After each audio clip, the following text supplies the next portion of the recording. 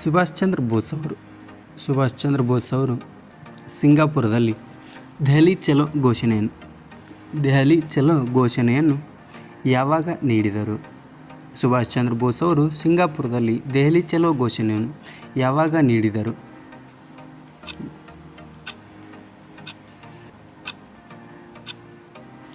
ಸುಭಾಷ್ ಚಂದ್ರ ಬೋಸ್ ಅವರು ಸಿಂಗಾಪುರದಲ್ಲಿ ದೆಹಲಿ ಚಲೋ ಘೋಷಣೆಯನ್ನು 1943ರಲ್ಲಿ ನೀಡಿದರು.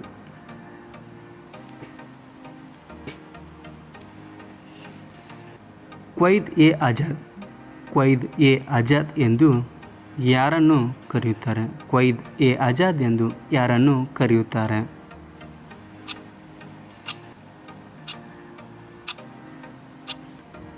ಕ್ವೈದ್ ಎ ಆಜಾದ್ ಎಂದು ಮೊಹಮ್ಮದ್ ಅಲಿ ಜಿನ್ನಾ ಅವರನ್ನು ಕ್ವೈದ್ ಎ ಆಜಾದ್ ಎಂದು ಕರೆಯುತ್ತಾರೆ.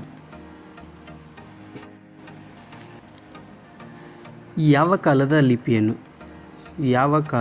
ಲಿಪಿಯನ್ನು ಪಿಕ್ಟೋಗ್ರಾಫಿಕ್ ಲಿಪಿ ಎಂದು ಕರೆಯಲಾಗುತ್ತದೆ?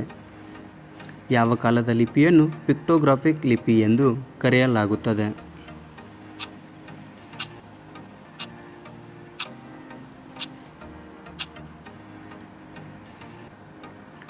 ಸಿಂಧೂ ಕಾಲದ ಲಿಪಿಯನ್ನು ಪಿಕ್ಟೋಗ್ರಾಫಿಕ್ ಲಿಪಿ ಎಂದು ಕರೆಯಲಾಗುತ್ತದೆ.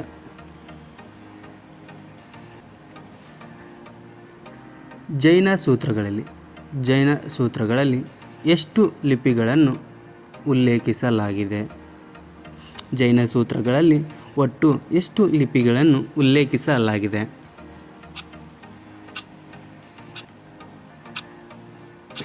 ಜೈನ ಸೂತ್ರಗಳಲ್ಲಿ ಒಟ್ಟು 18 ಲಿಪಿಗಳನ್ನು ಉಲ್ಲೇಖಿಸಲಾಗಿದೆ. ಜೈನ ಸೂತ್ರಗಳಲ್ಲಿ 18 ಲಿಪಿಗಳನ್ನು ಉಲ್ಲೇಖಿಸಲಾಗಿದೆ.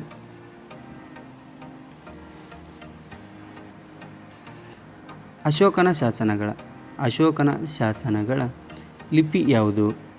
ಅಶೋಕನ ಶಾಸನಗಳ ಲಿಪಿ ಯಾವುದು?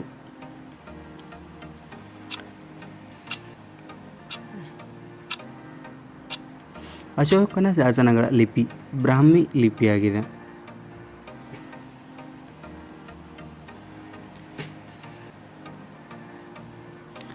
ಇಂದಿರಾ ಗಾಂಧಿ ರಾಷ್ಟ್ರೀಯ ಮುಕ್ತ ವಿಶ್ವವಿದ್ಯಾಲಯವನ್ನು ಯಾವಾಗ ಸ್ಥಾಪಿಸಲಾಯಿತು? ಇಂದಿರಾ ಗಾಂಧಿ ರಾಷ್ಟ್ರೀಯ ಮುಕ್ತ ವಿಶ್ವವಿದ್ಯಾಲಯವನ್ನು ಯಾವಾಗ ಸ್ಥಾಪಿಸಲಾಯಿತು?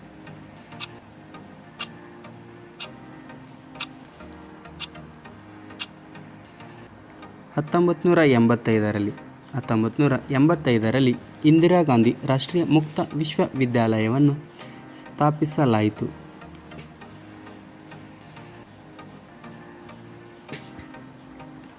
ಇಂದಿರಾ ಗಾಂಧಿ ರಾಷ್ಟ್ರೀಯ ಮುಕ್ತ ವಿಶ್ವವಿದ್ಯಾಲಯದ ಪ್ರಧಾನ ಕಚೇರಿ ಎಲ್ಲಿದೆ? ಇಂದಿರಾ ಗಾಂಧಿ ರಾಷ್ಟ್ರೀಯ ಮುಕ್ತ ವಿಶ್ವವಿದ್ಯಾಲಯದ ಪ್ರಧಾನ ಕಚೇರಿ ಎಲ್ಲಿದೆ?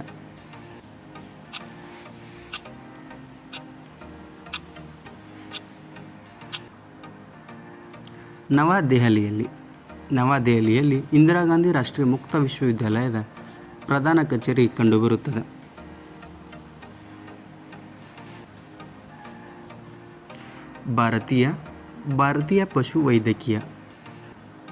ಭಾರತೀಯ ಪಶುವೈದ್ಯಕೀಯ ಸಂಶೋಧನಾ ಸಂಸ್ಥೆ ಎಲ್ಲಿದೆ?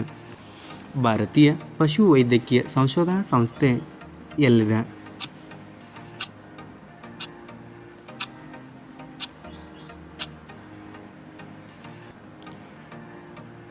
ಇಜ್ಜತ್ ನಗರದಲ್ಲಿ ಭಾರತೀಯ ಪಶುವೈದ್ಯಕೀಯ ಸಂಶೋಧನಾ ಸಂಸ್ಥೆ ಕಂಡುಬರುತ್ತದೆ.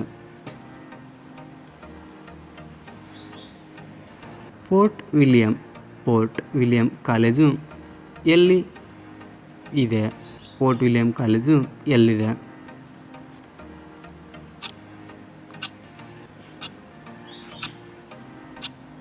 ಫೋರ್ಟ್ ವಿಲಿಯಂ ಕಾಲೇಜು ಇದು ಕೋಲ್ಕತ್ತಾದಲ್ಲಿ ಕಂಡುಬರುತ್ತದೆ.